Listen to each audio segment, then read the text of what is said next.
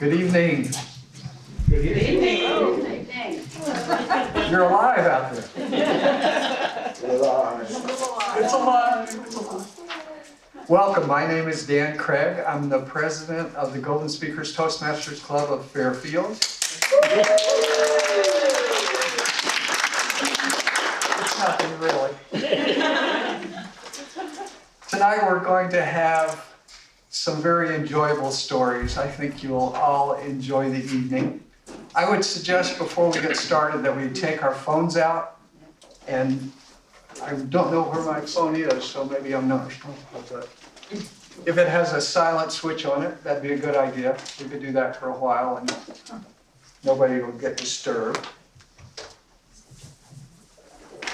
Tonight our storytellers are going to be members of the Crossroads Storytelling Club. They've traveled here tonight from Cedar Rapids to be with us.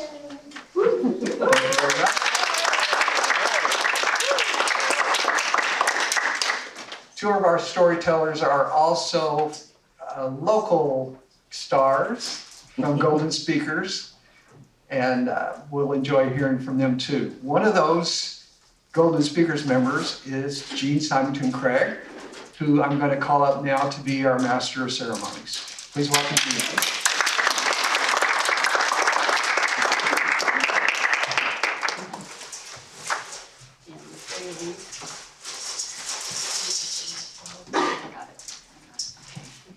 Well, greetings, everyone. It's so good to see you. How many people came last year when we were on the eve of the polar vortex? Yes, that evening, the polar vortex was coming in. So at this point, anything is up, as far as I'm concerned. Yes, Dan did mention that we have 3 longtime Toastmasters who have agreed to participate tonight. They've come from far afield. We actually have one that was in Israel last week. No, she didn't travel all the way from Israel to come here, but she is a world traveler. At any rate, all of them, as I say, are longtime Toastmasters. I'm just going to briefly, maybe you guys could pop your head up just a little bit. I'm going to mention Teresa Michelson over here is going to be our first speaker, and she is our current district director for Toastmasters, which is basically the state of Iowa. So that is a big deal. She's our top person, longtime person. In the back, waving here is Mark Latta, and another longtime Toastmaster. He is our immediate past district director. So we have some pretty nice Toastmasters that are here. And then our third outside person traveling in guest is Jamie Ward. Yay, Jamie. And Jamie is a longtime Toastmaster and a parliamentarian extraordinaire. All of our advanced conferences and all, we need to have parliamentary procedure. Everyone just leans into Jamie. They're all distinguished Toastmasters, which is a designation in Toastmasters that I just like to say it's like the PhD level. So they've all got that under their belts. Tonight we're just here, though, as storytellers and people enjoying stories. I'm just going to mention just what is the value of stories. I had someone today say to me, well, are you going to be teaching to or talking to a room full of kids? Like adults don't enjoy stories, or like we grow out of liking stories? Stories are foundational for communication and for a wide variety of presentations, even business presentations. You have facts and numbers and statistics and percentages. What your audience is going to remember is when you put those together and illustrate them in a story. So storytelling is a fundamental skill that we just want to develop and we want to practice it. So I'm just giving you that. I'm going to, so you can think about that. This is stories for grown-ups. start with our first storyteller, and we're working with mics tonight, and I'm hoping we've got this all set, but let's go ahead and welcome up our first storyteller. We're gonna jump right into it, Teresa Michelson.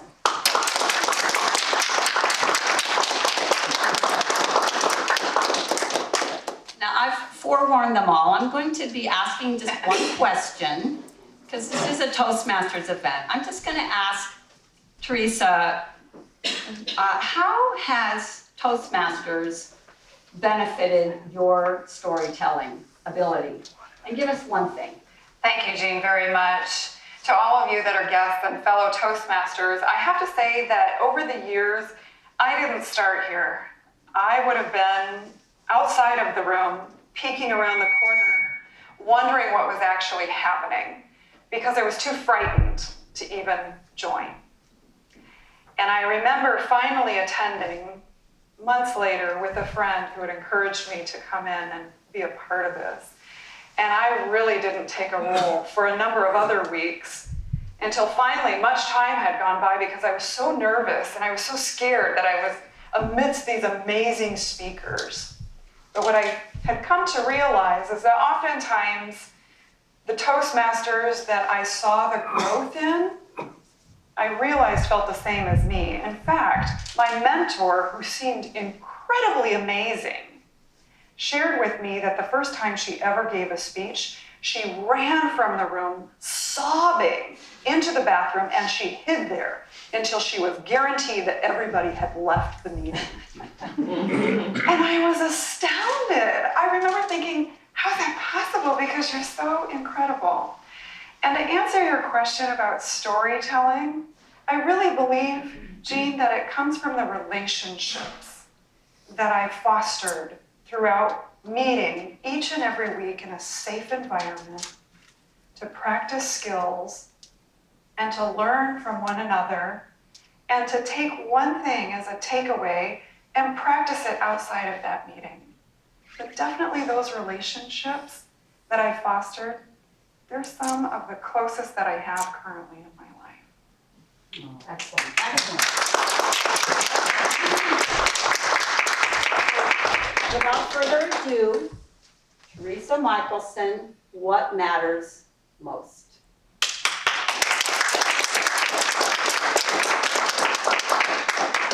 What matters most in the dead of winter? I would say survival. My husband and I had a seriously bad case of cabin fever. You might have it right now. But about a decade ago, we have a friend who is a film producer, and he was back visiting his parents in the town that I lived in. And he said to us as we'd gotten together for a parting event, "I'm going to be gone for 9 weeks in Costa Rica. You should come." And we thought, tropical, yes. Remember, it's the dead of winter. And then he said these words, "It's not really going to cost you anything because you'll have a place to stay right there in the resort." And I looked at Steve and he looked at me, and we instantly made a decision that we were going to go because, let's see, icy cold weather, gray skies, and 2 young teenage sisters that really love each other. Wink, wink. Or sunshine, tropics, heat, the sweet scent of flowers in the air. I'm sure you can understand the grueling decision we were up against. A month later, we were boarding a plane to go to San Jose, Costa Rica. And when we got off the plane, we stepped out and saw the sign, Hotel de Martino, Michelson, right there on the sign. Have you ever gone to an airport and seen your name on the sign? It was straight out of the movies. I remember thinking, oh my gosh, this is so incredibly fabulous. We joined the driver, and about a half an hour later, we were walking into the resort and giving Joel giant hugs. It was about 10 p.m. at night. I know he was excited, and he said, "Where's the rest of your luggage?" And my husband, Steve, proudly held out his backpack and he said, "It's all right here." Because we're from Iowa. What more do you need than light clothing and flip-flops? He said, "Oh my gosh, I love you guys." He said, "Come with me." And he brought us to the humidor where we could pick out a cigar.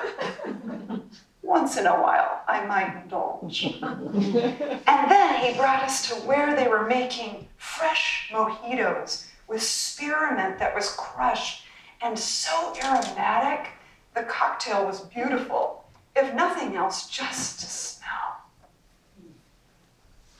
And then we joined the actors and actresses for a relaxing evening of conversation. The night was surreal. I remember the next day waking up in the morning and thinking, this can't be happening. We had our windows wide open. We tossed open the door right out into the veranda.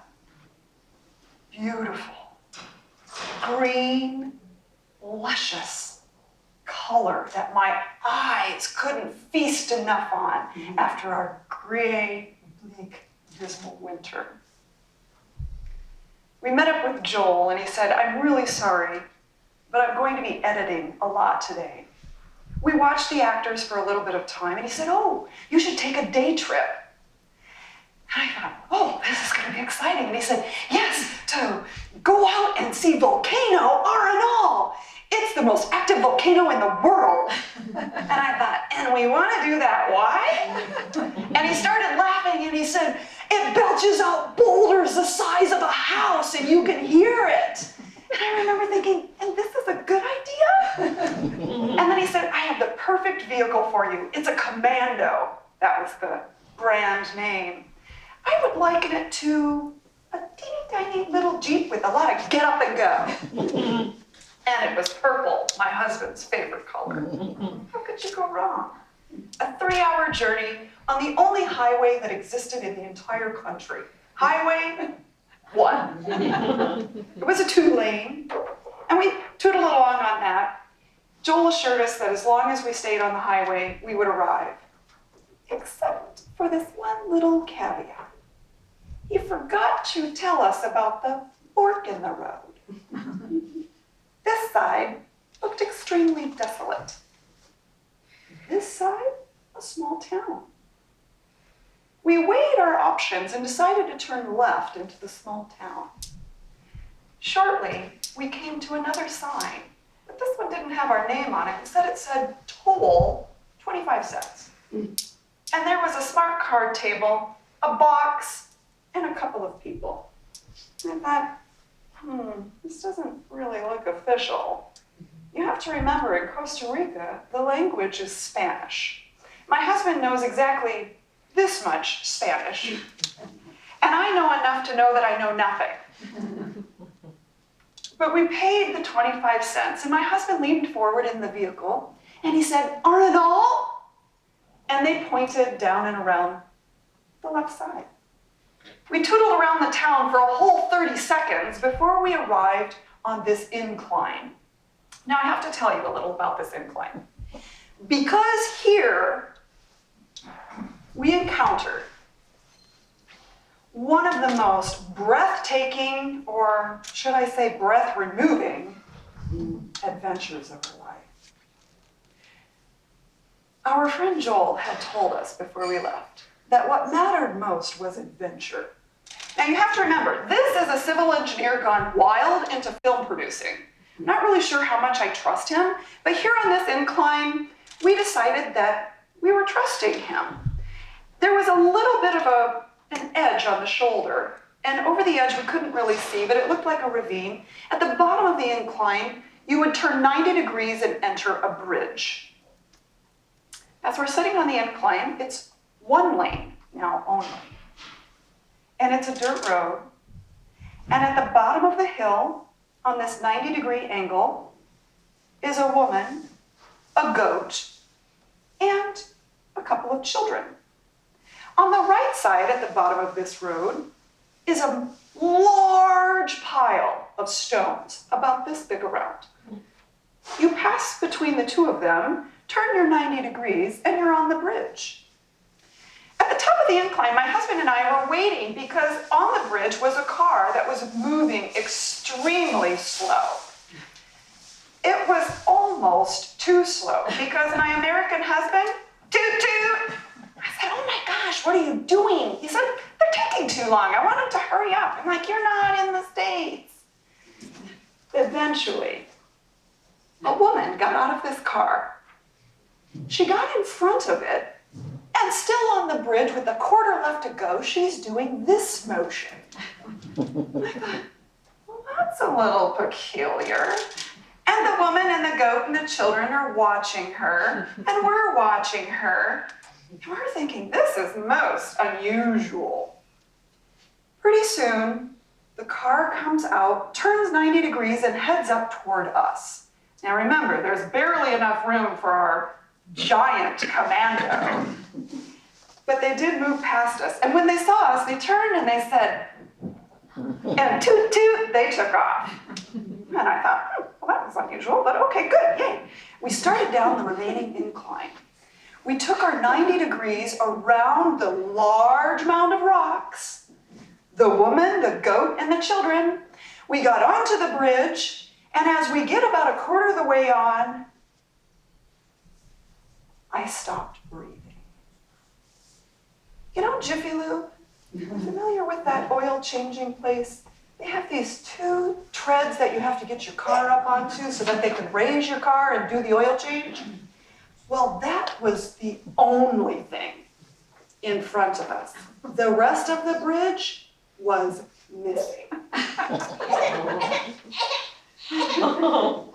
I remember my hand grabbing the side of the door, and I remember glancing with just my eyes at my husband's white knuckles. And then with my eyes, I looked over the edge of the car, down this 80 to 100 foot drop. And I remember thinking, if I'm going to die, I probably would like to die in water. It seems better than dust. And I looked down to see this thin line of maybe water. And I just held my breath. I'm so grateful that my husband knows how to drive quite well, because he slowly proceeded forward. Because knowing backward there was no bridge, we ran the chance of falling through. I remember also thinking what mattered most were those two daughters we had and their sisterly love. I remember thinking of my family and how I missed my grandma at that moment. I remember thinking how grateful I needed to be for all the time I had. And I remember my life flashing before my eyes. As we got across the bridge and made our 90-degree turn on the other side, with a vertical incline and a sheer cliff drop on the right, we didn't say a word for about 5 minutes. And then I said, in a whisper, "Are you okay?" And he replied, "I think I shot myself." And I thought, that was the stupidest thing we've ever done. Dump. I'm like, we could have died. I said, oh my gosh, I'm so grateful to be alive right now. We made our way to the volcano Arenal, and we did take a rainforest tour. The guide there was very fluent in English, and he was asking all of the guests, how did you come to be here? And we explained, oh, we have a friend, he's a film producer, blah, blah, blah. He lent us this giant commando. And then he said, well, which way did you come by? Highway 1? We said, well, yeah, but then we got to that fork in the road and we went over that one bridge. I can't even believe that bridge. And it was like, oh, death. And he said, really? He's like, wait a minute. Are you talking about Blanco Bridge? White bridge? And I said, oh yeah, I remember seeing that on the side. He's like, no, that bridge has been closed for years. Oh my gosh, we are the dumbest people alive. He said, don't worry, I'll give you a different way home. Sometimes what matters most is survival. It is adventure. It is family. And it's staying alive and living to tell about it.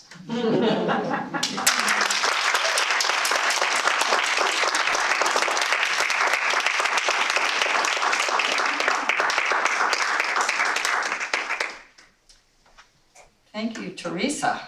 Whew. Moving right along, we're going to introduce our next speaker for the evening, Erin Russell.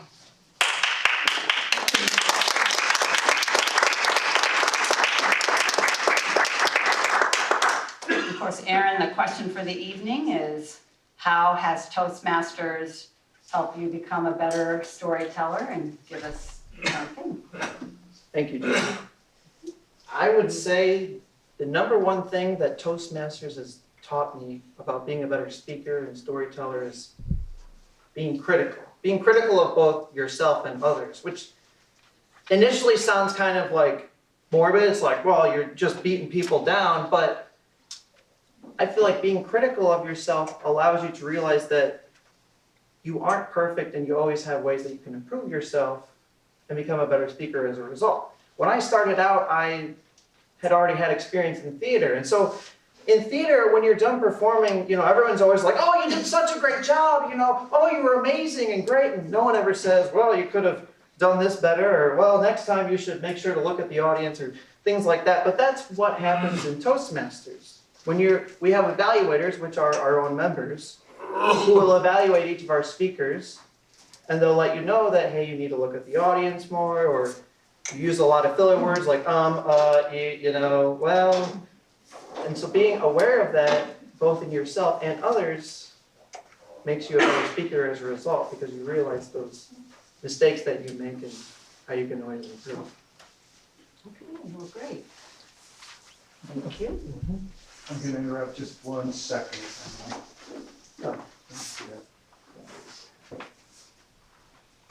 Dan Craig Hello, I'm not here.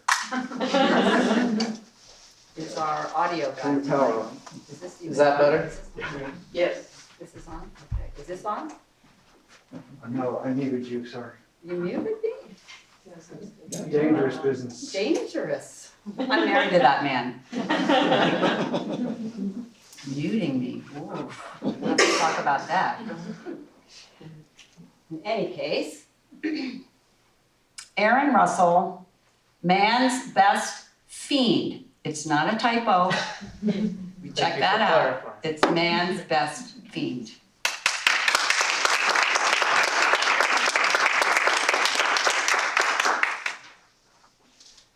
Dogs are pretty great, wouldn't you say? Wait, who here loves dogs, right? Oh yeah, there we go, just about the whole room. I mean, there's a reason that they call them man's best friend, right? Or at least that's what I thought.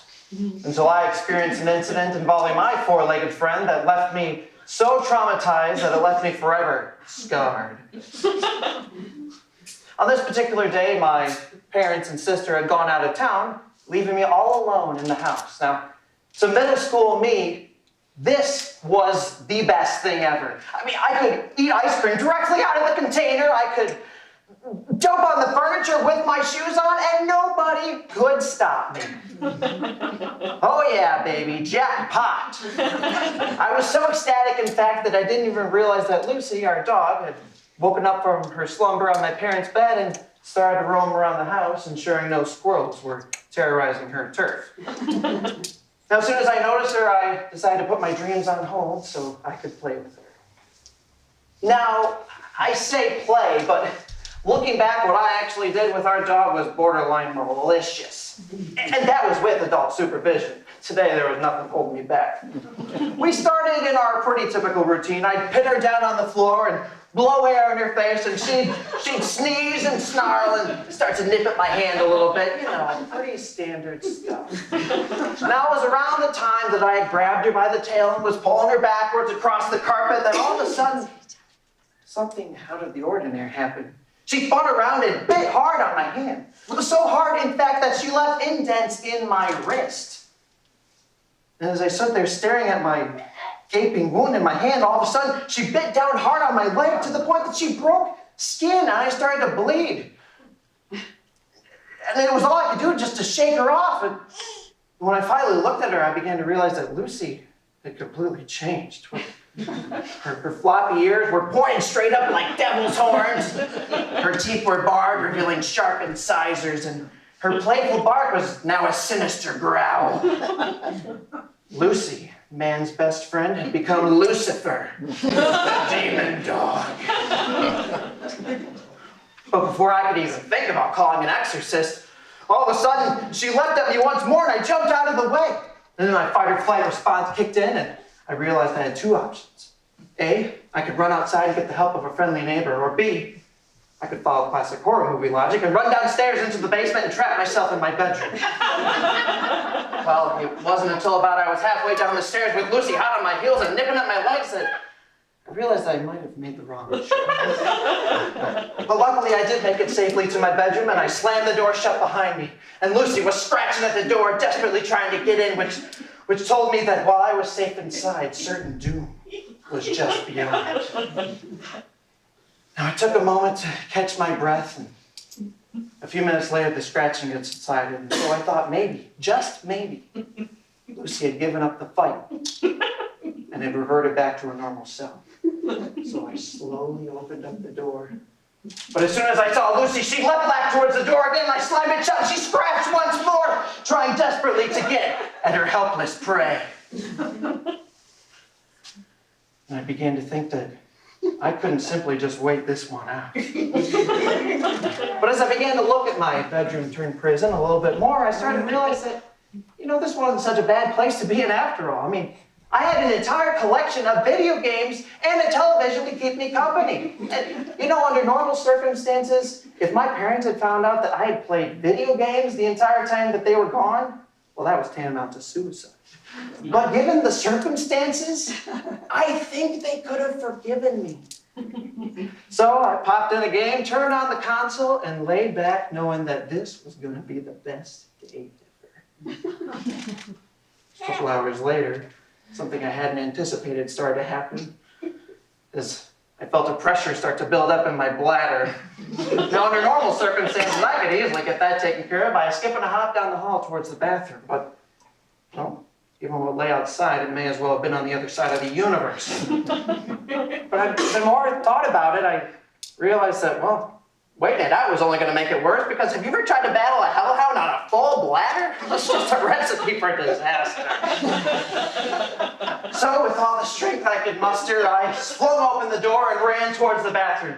Lucy, of course, clenched right onto my foot. As soon as she saw me, I leapt the rest of the way and shook her off and got myself back into the bathroom. Now, I'll spare you the details on what happened next, but rest assured, when my business was done, I once again mustered up my strength, threw open the door, dashed back towards my bedroom, and took it like a man when Lucy bit on me once more. I didn't even care, whatever, drain all my blood. I knocked her off at the last minute, threw open the door, and slammed it shut behind me. Now, with that taken care of, now I could rest safe and sound.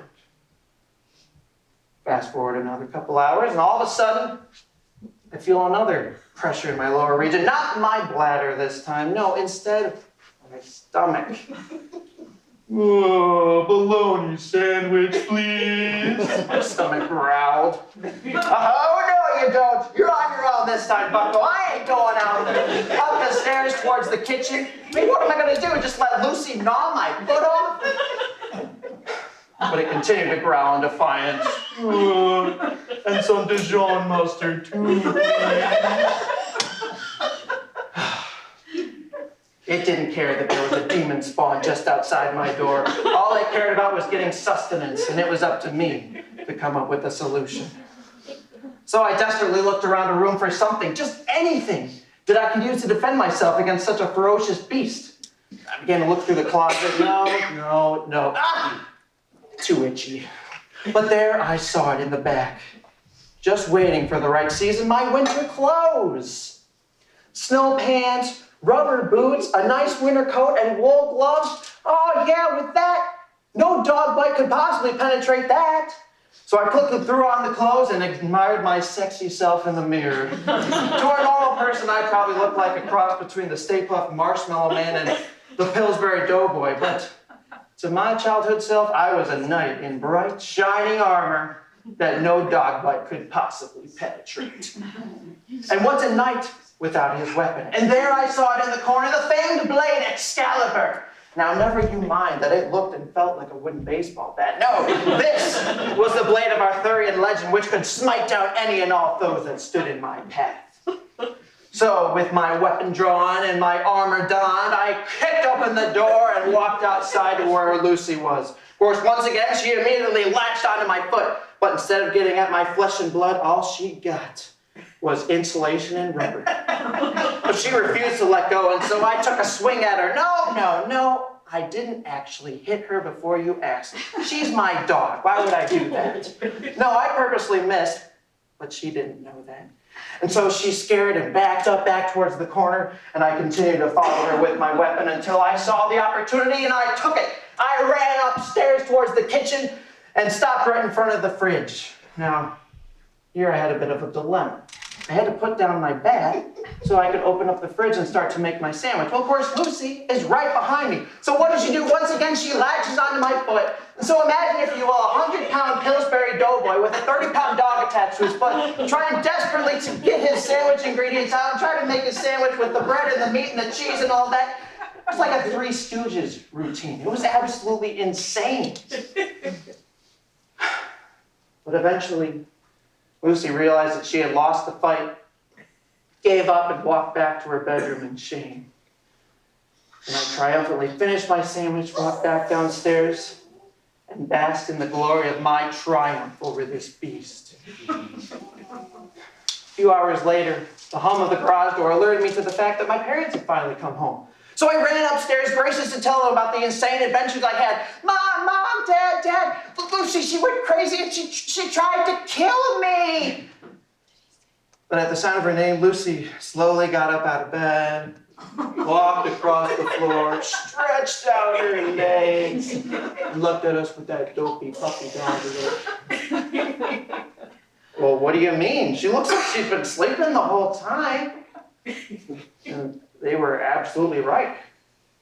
Had I dreamt the whole thing? Was it just my imagination? No, absolutely not. And I had the marks to prove it.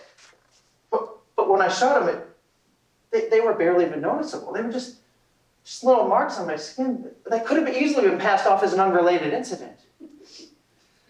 Ladies and gentlemen, my dog, my own dog, had played me for a fool.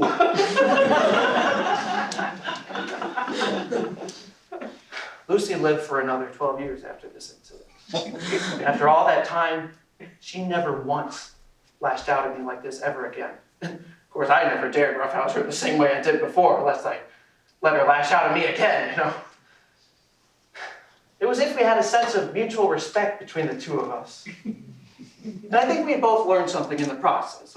Lucy had learned to stand up to the bullies like me in her life, in her own special way. And I had learned the power of ingenuity and a little bit of childish creativity in trying to solve the problem. Oh, and don't screw with dogs, lest you let man's best friend become your worst nightmare.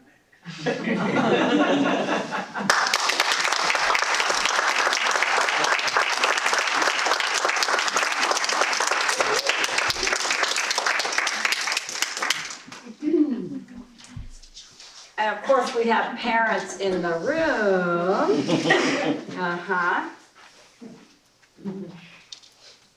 All right. I don't know if this helps, or maybe it does.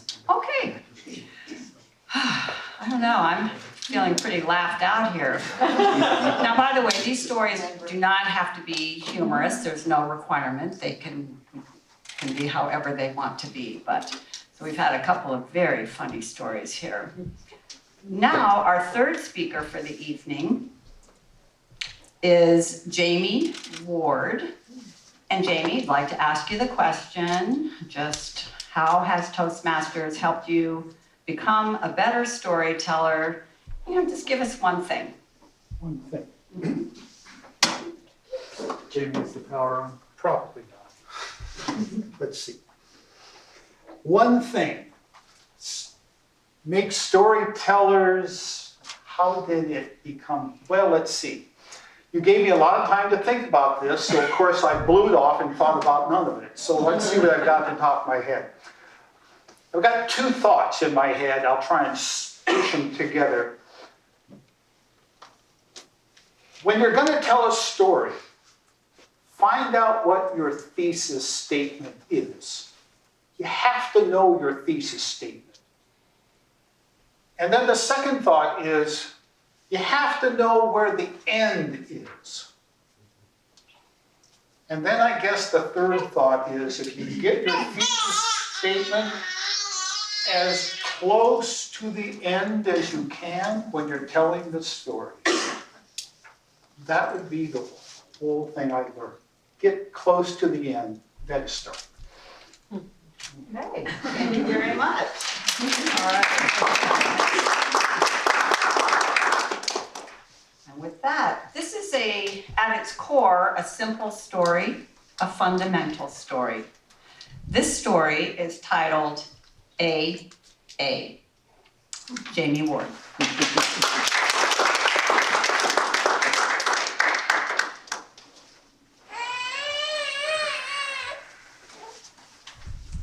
Jeff Abernathy. I could hear the name even before it was announced. Sitting in my chair, I can see the stage framed by goalposts.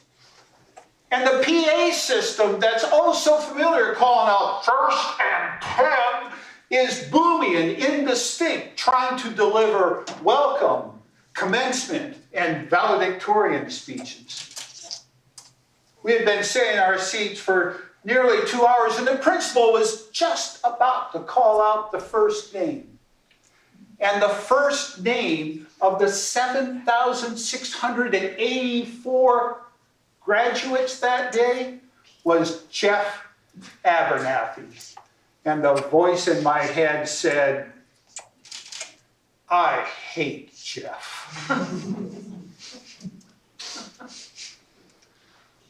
From kindergarten, Jeff was the first person called out for, well, everything. Attendance, Jeff. Line up for lunch, line up for recess, line up for measles, line up for roll call. Year after year, Jeff, first.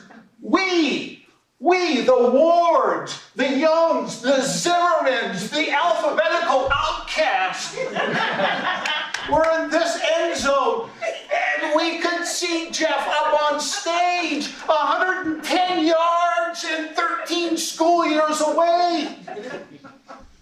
And we all hated Jeff. Alphabetical Abernathy.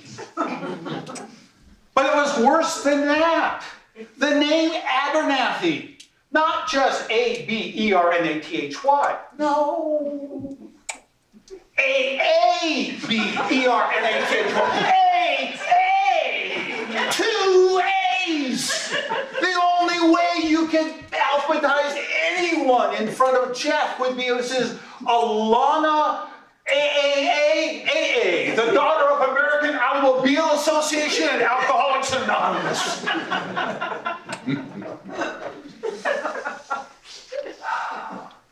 But that's not the only reason I hated Jeff. In kindergarten, Jeff was 2 inches taller than everyone. Now, if you're driving to the Fairfield Public Library and you miss it by 2 inches, But in third grade, 2 inches means you're the captain of every team from tag to dodgeball, and you get to choose sides first. By 7th grade, 2 inches is social status, and social status is self-esteem. And in 10th grade, self-esteem is the lead in the school play. And there is Jeff on stage, kissing Lori Marsh. Half of the beautiful blonde Marsh twins. And not Julie, the self-absorbed Marsh twin, but Lori. Kind, sweet, always smiling Lori. I hated Jeff. I never kissed Lori.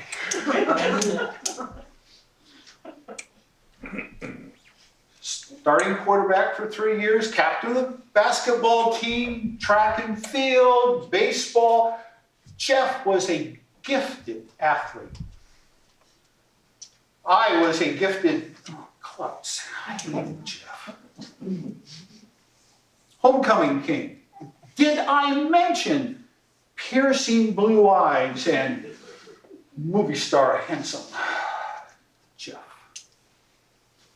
But so what? So what? So Jeff is talented and handsome and athletic. Surely he's dumb as a brick. And this is true. He did not deliver the valedictorian speech. He asked Kathy Nelson, the salutatorian, to deliver the valedictorian speech because he delivered the speech as class president. Brilliant, talented, athletic, popular. And this is not why I hated Jeff. You had to live with Jeff day after day, year after year. For Jeff would look you right in the eye. He'd look you right in the eye and he'd smile. Oh, it's worse than that. Every school day, crowded hallways, here'd be Jeff surrounded by his friends, and he'd look me right in the eye, and he'd smile, and he'd say, "Hi." Gene. And now, you understand why I hated Jeff. Brilliant, athletic, talented, and the nicest guy you could ever meet.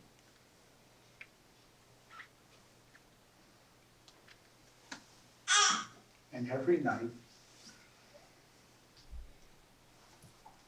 I would go home and stand in front of the mirror and brush my teeth. And I saw me, and I did not see Jeff. And maybe it was not Jeff I hated.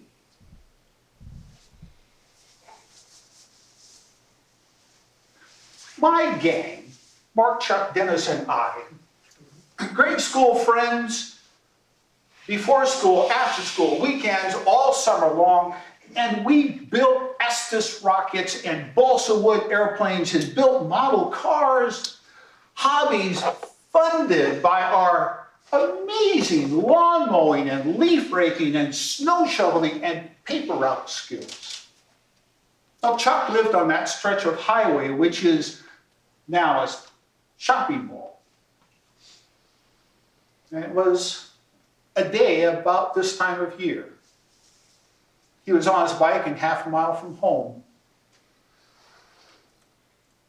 And it was cold and dark, and he leaned into a fierce wind, and no one knows why he looked over his left shoulder, just as a truck.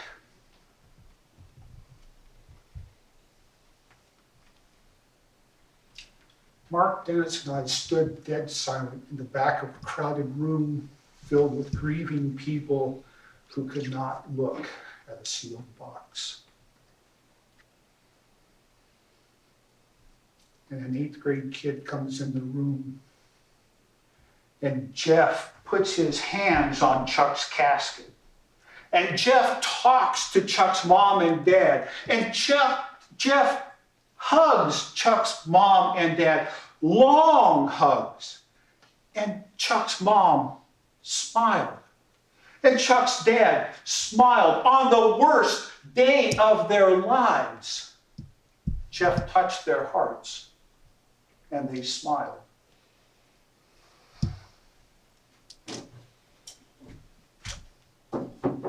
Mark, Dennis, and I stood dead silent at the back of the room. And Jeff, I hated Jeff, changed my life.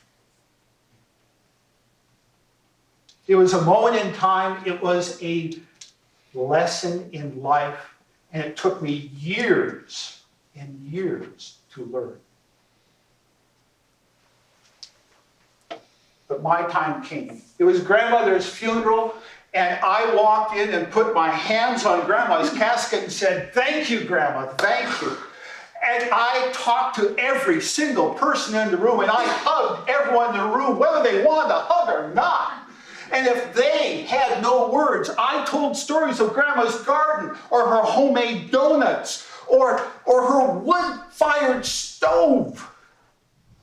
And I looked into their eyes, and I looked and saw them smile, and I heard in their voice the connection of real human emotion. And I saw them smile, and they touched my heart, and I smiled, and I thought of Jeff.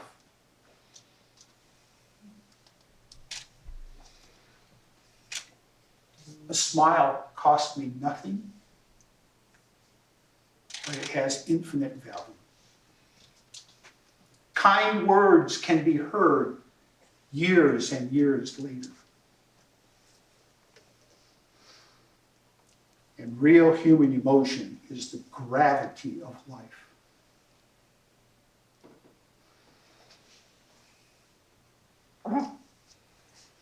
The principal's garbled voice over the PA system was making some offhand comment about the name of the student and the school were the same. And we, the Wards and the Youngs and the Zimmermans, were looking at each other and going, "It's not Jeff, it's actually Jefferson?" And Scott Watson nudges me and shoves a little piece of paper in front of my face, the program. And I'm looking at where its finger is pointing. "The first graduate of your class, Aaron Jefferson Abernathy." And as one, 7,683 fellow graduates stood and cheered our most beloved student. And I'm cheering and reading Aaron. Jeff's first name is Aaron. A-A-R-O-N. 2 A's.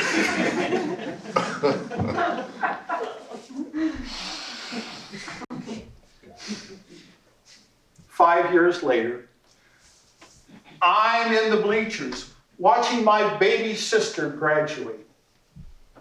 Afterwards, I commented to her about how kind their first graduate must be because she got a standing ovation. And my sister says, "Amanda? She's a bitch." We just cheer the first student. It's tradition. No one knows why. I gave her a big hug. I kissed her on top of the head. And I said to myself, Aaron Jefferson Abernathy changed my life.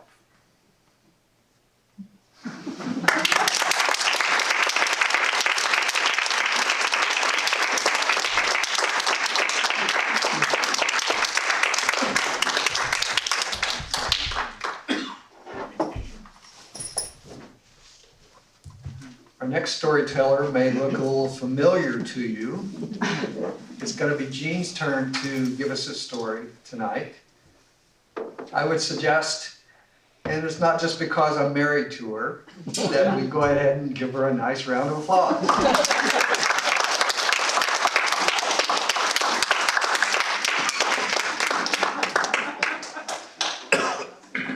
This is fun.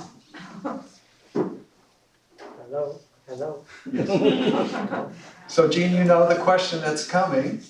How has Toastmasters helped you become a better storyteller? Well, I'm glad you asked me that question.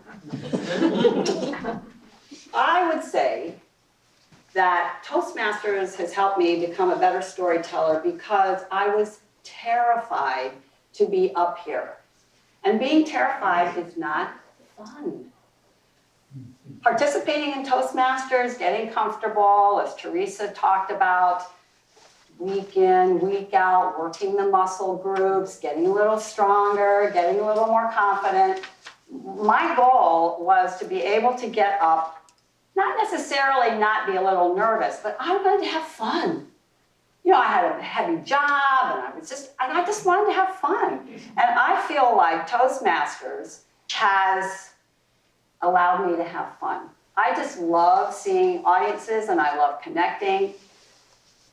And I think with storytelling, as I mentioned, it's a connection. It's something that happens between a storyteller and an audience. And you can't be terrified and make that connection as well as if you're having fun and meeting people's eyes and enjoying. That's what I've learned.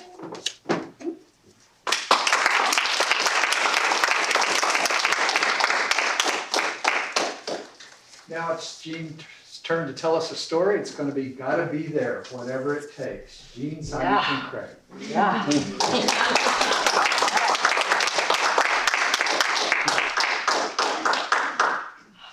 I was on the edge of my seat in the balcony that fall 1987 Saturday evening, entranced with Nadja Salerno-Sonnenberg's playing Brahms' Violin Concerto in D. Why was I so exhilarated? It was the music itself and the artist performing it. First, the music. I fell in love with that Brahms' exquisite violin concerto the very first time I heard it. A concerto is a composition with a soloist and an orchestra and a musical back and forth conversation, for those of you that don't know that. The distinguished violinist, David Oistra, and the renowned composer, Otto Klemperer, with the French National Orchestra, had played this concerto on a recording that I found while I was home from college break looking through my parents' stash for something good and cool to listen to. I was instantly infatuated. Have you ever felt that a piece of music embodies who you are, such that you feel understood and validated and freed every time you hear it? That's the way I felt about this piece. In a way, no music, classical or popular, had ever affected me before. Johann Brahms is widely considered to be one of the greatest composers of the 19th century and a leading musician of the Romantic era. Honestly, I felt like if I met a stranger who wanted to know who I was, I would just listen to this. Second, the artist. I happened to be watching 60 Minutes, that TV news show, earlier in the year when the interviewer was speaking to Nadja Salerno-Sonnenberg, an emerging violinist superstar, and was asking her about her passion for this exact concerto, her signature piece. Of course, I was mesmerized. Nadja said that it was like speaking to God every time she played it. Exactly my experience when I listened to it. When she played, Nadja was very well known for her physicality. She'd be swooping low and gyrating, her face just up to the heavens with euphoria.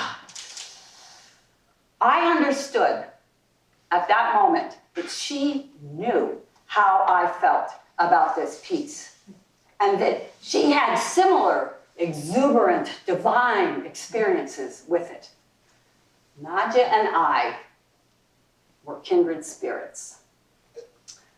Imagine my delight when I snagged some tickets to go see Nadja Salerno-Sonnenberg play Brahms' Violin Concerto in my hometown at the time of Denver, Colorado. Bonus! The tickets were free! Yeah, baby. So there was this list of tickets that came through the bank for bank officers. I was a bank officer to sign up for and take customers out and develop relationships. My eyes just bulged when I saw those tickets on that list. I quickly slapped my name down on those tickets. Mine! So yes, there were customers there that night, but they don't really fit into the story, so that's the last we're going to talk about that.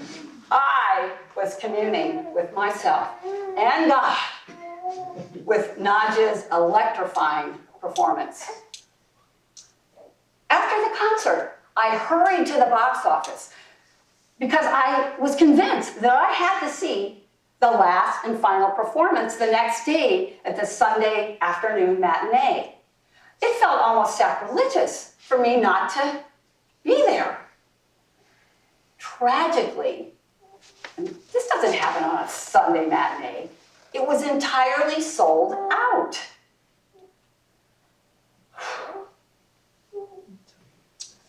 So, the next day, it's Sunday, and I'm feeling that I am seriously not where I'm supposed to be.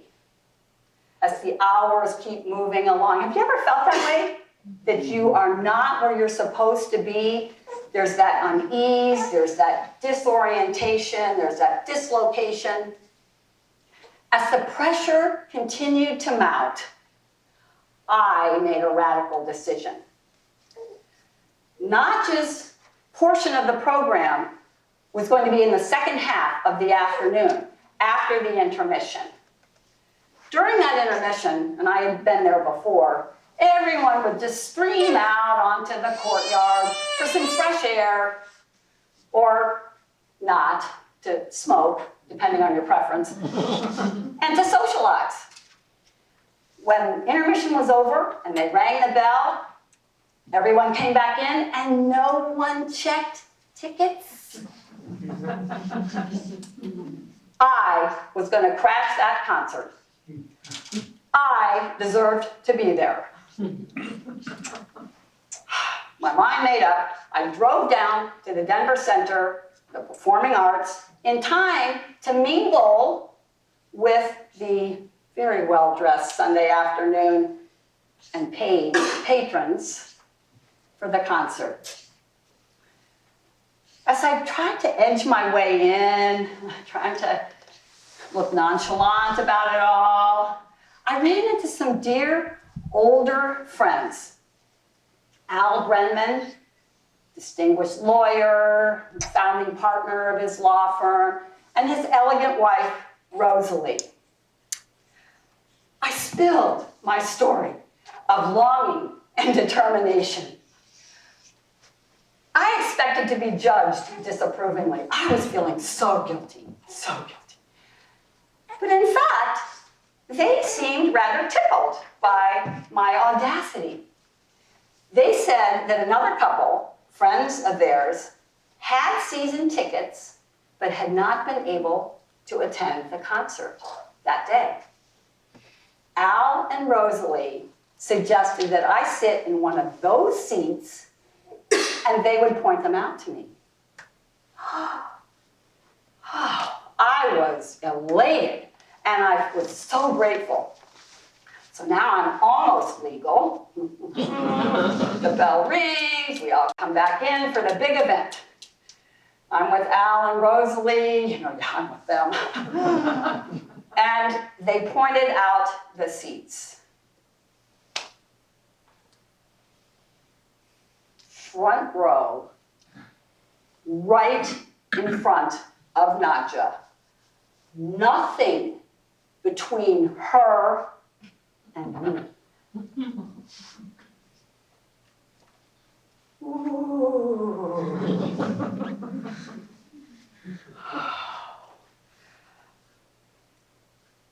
As she started to play, allowing her body to flow with her inner mounting emotion, I knew that I had permission to do the same.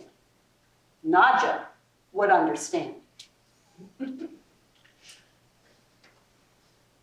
I found that as I started to move, I felt like I was at a free-spirited rock concert. Just down there. Since I knew every phrase and nuance of that concerto, I was up and I was down and I was, and she's up doing her thing. And I'm like, I was mirroring her movements as we exulted together in our shared rapture for this divine communication that was this music.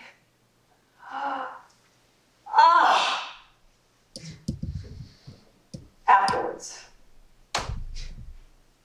I was tingling with what I had witnessed and what I had expressed. I caught up to my friends, Al and Rosalie, and I just breathed, wasn't that fantastic? Rosalie stops, turns, has a little smile on her face and a twinkle in her eye, and she says, what was really interesting, dear, was watching you. At that moment, I realized that my proximity, front row, right in front of Nadja, meant that the entire concert hall had been privy to my passionate and vigorous interactions with this music and this artist. I didn't care at all. I had been to heaven and back with my best gal, Nadja, playing my beloved Brahms violin concerto.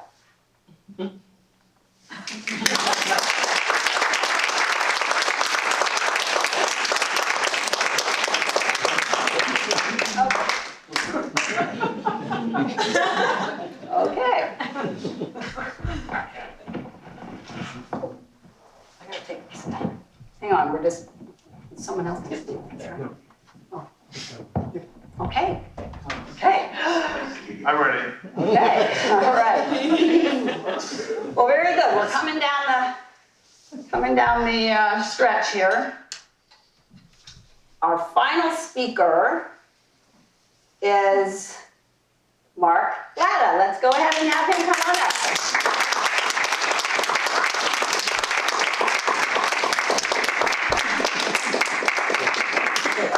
All right, we're ready. Mark, we got to tell the story. We got to ask the question.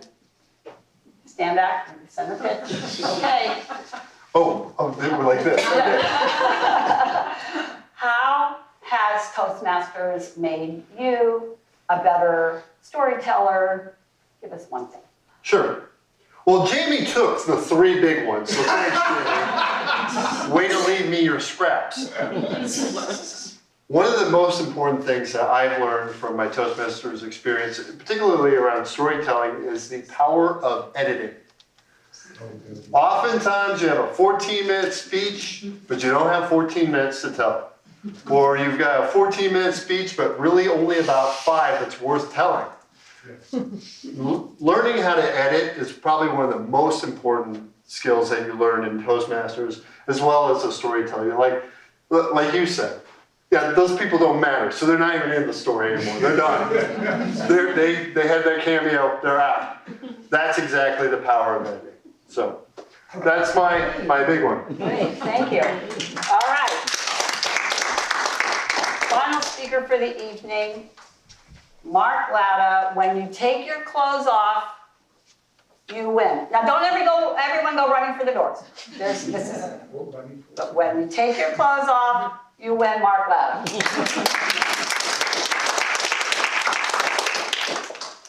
When you take off your clothes, that's when you win. I learned this lesson when I was 19 years old. 1989, I was in the United States Navy. We were on temporary additional duty in Charleston, South Carolina, me and my buddies. We just got into Charleston and we hit the bar right next to the hotel because we were parched. Pulsations was the name of the bar. As I walked in, that's when I saw it. Amateur strip night. Friday, 8 p.m. Winner takes $500. Saw that sign and I thought to myself, I can win that. I can win that. Now, I wasn't always the big strapping man that you see before you today. Back when I was 19 years old, I was 145 pounds. I wasn't Magic Mike. I wasn't Magic Mark. I really wasn't even Magic Marker. But I knew if I took off my clothes, I could win that $500. First, you have to figure out what you're going to wear, right? That's the most important thing. I had a t-shirt, I had jeans. It probably didn't matter that much because they weren't staying on very long. But I also had my Navy issue tighty whities, complete with my last name and social security number on it.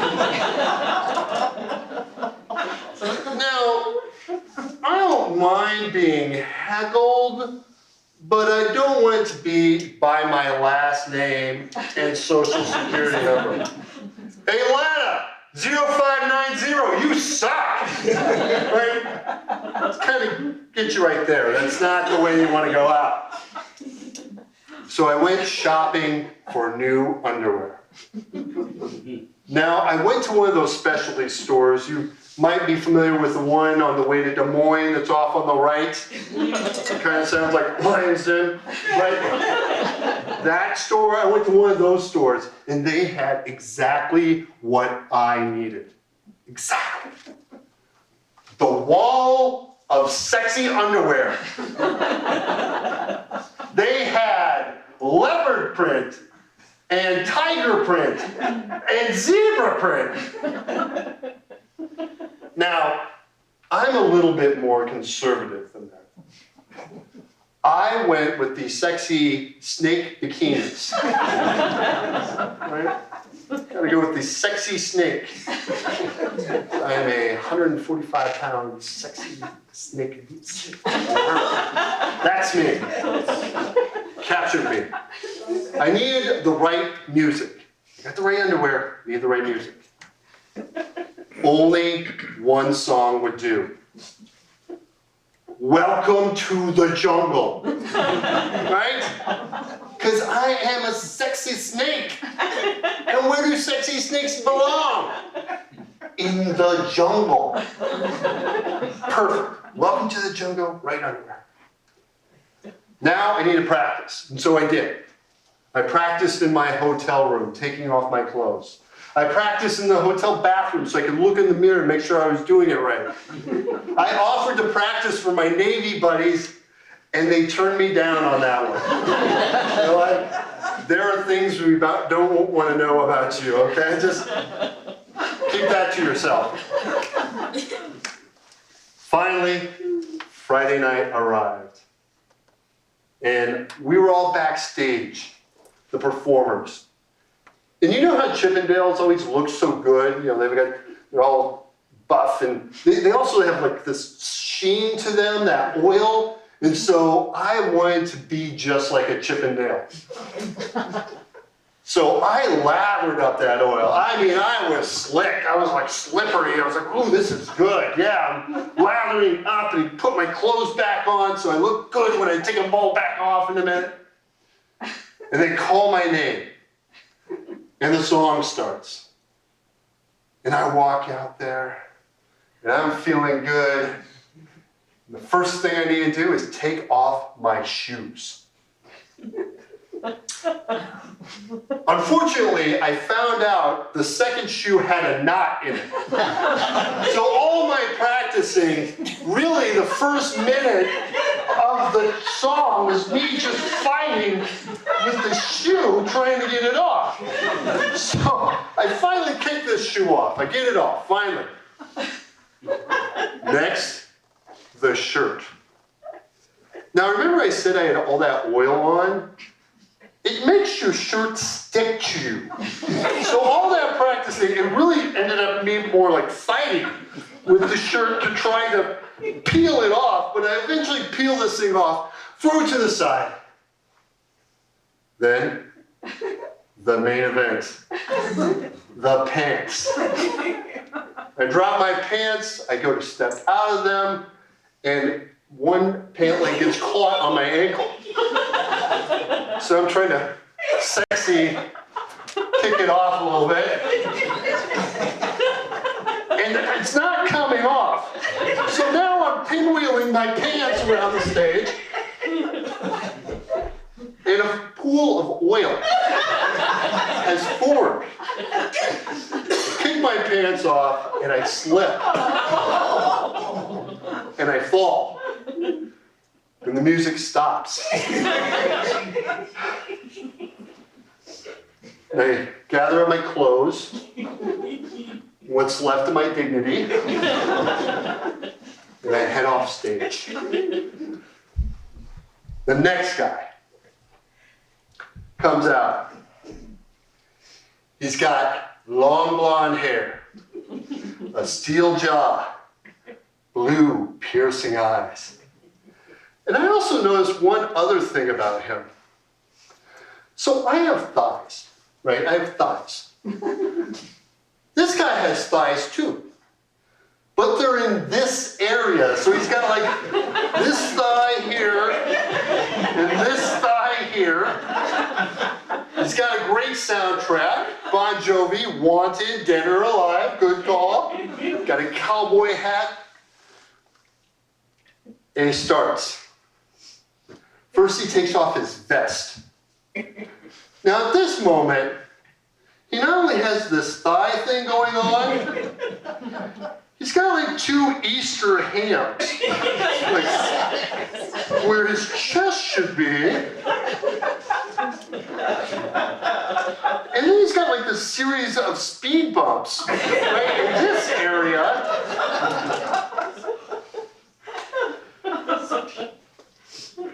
You get to that great part of the song. I'm wanted, dead or alive. And then it's, I walk these streets. And he does this flick with his pants and they explode all over the stage.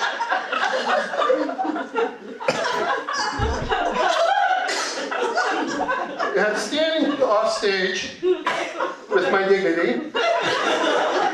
And he gives a little cough. And it dies.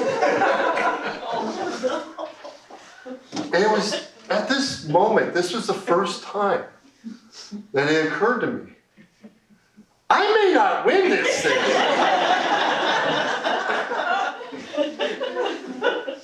He goes through his whole act. A couple of girls swoon. A couple of guys get lightheaded. And by the end, he's done everything but say, all right, all right, all right. I didn't win. I didn't win that night. I didn't get the $500. But, I went to the bar afterwards and there was this really cute girl there. And she said, hey, that took a lot of guts. I said, really?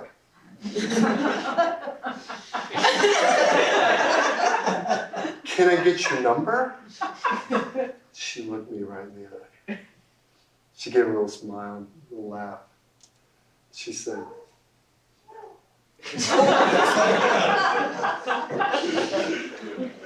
so I didn't get the money and I didn't get the girl. So how do you win? I won because I did something I didn't think I could do. I won because I went out there and I exposed myself to strangers and I didn't die in the process. I won because I had a story to tell you tonight, but I won because that experience gave me the confidence to go on and try other ways of exposing myself that didn't really actually involve taking off my clothes. When you take off your clothes, when you're vulnerable with people, that's when you win.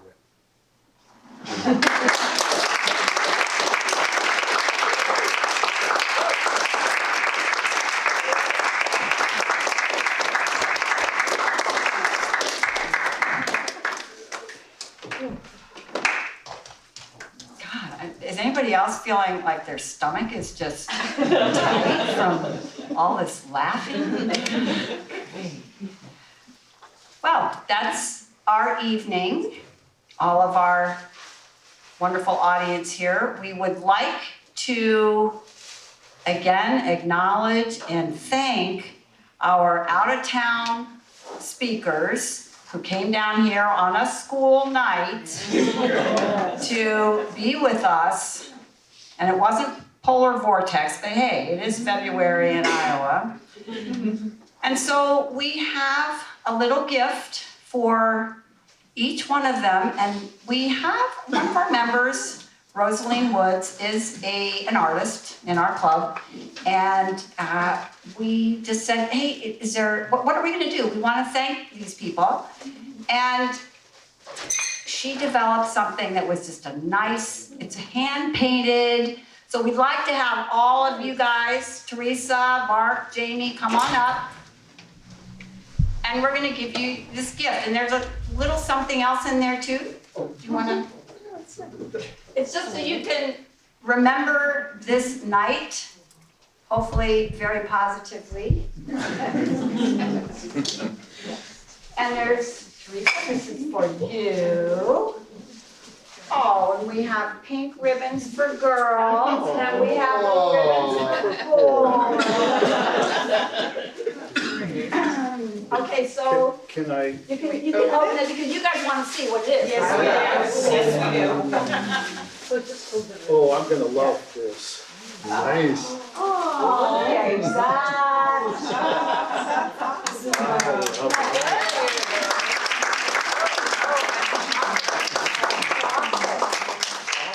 yes. Yay. Thank you. That's so sweet. That's good. Another round of applause. And can we also give a big round of applause at the mug that we love to see all night? That was really nice.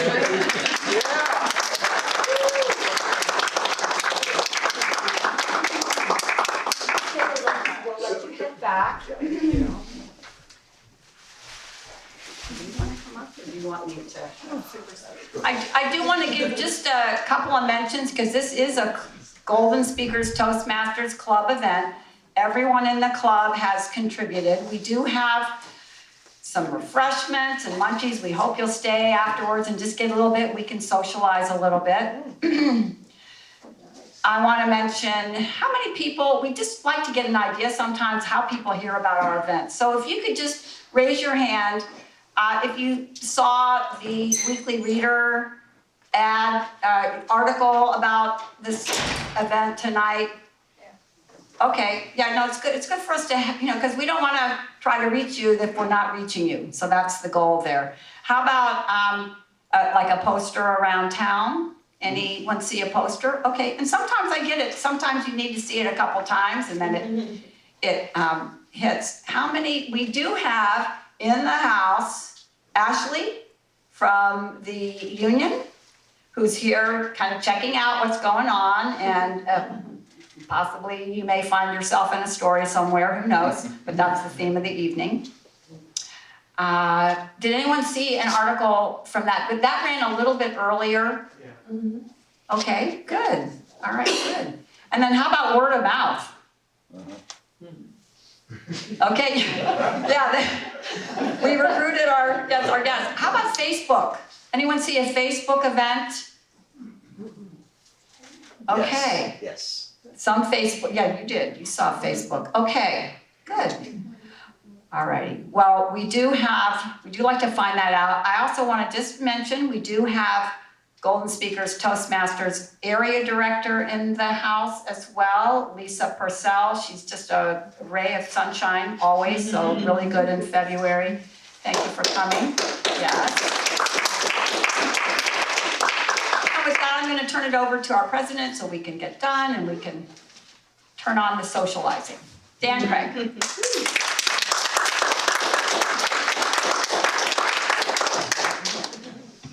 That was a lot of fun stories. I'm going to do it again.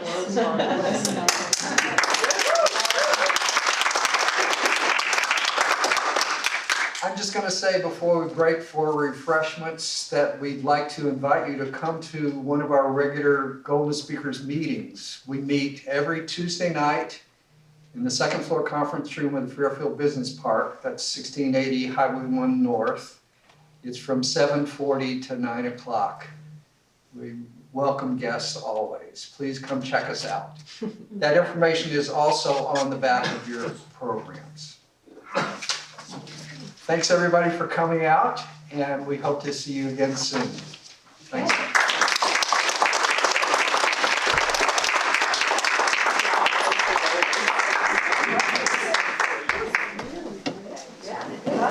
I know, it was fun. Yeah, it was. Mark.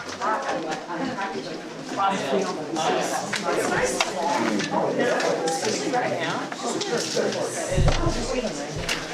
know.